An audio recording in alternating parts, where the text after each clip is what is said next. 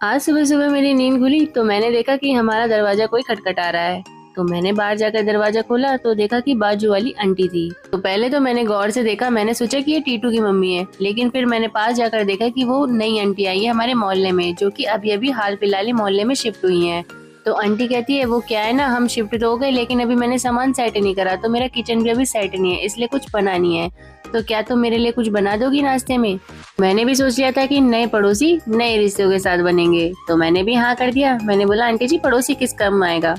तो इतना कहते ही जब मैं वापस को हो रही थी तो उतने में टीटू की मम्मी भी आकर शामिल हो गई। कहने लगी, हाँ ये